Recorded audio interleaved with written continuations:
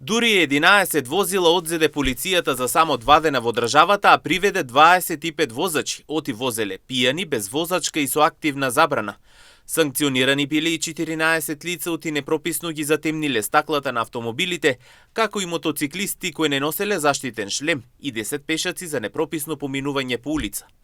Лишени од слобода за безобзирно управување на возило биле 25 лица, од кои 2 за возење под дејство на алкохол, 10 за возење без возачка дозвола, 2 поради претходно изречена забрана за управување на возило. Во истиот период одземени се 11 возила по член 300б од Кривичниот законник. Евидентирани се 324 прекршоци за неправилно паркирање, како и 6 санкции за возење под дејство на алкохол.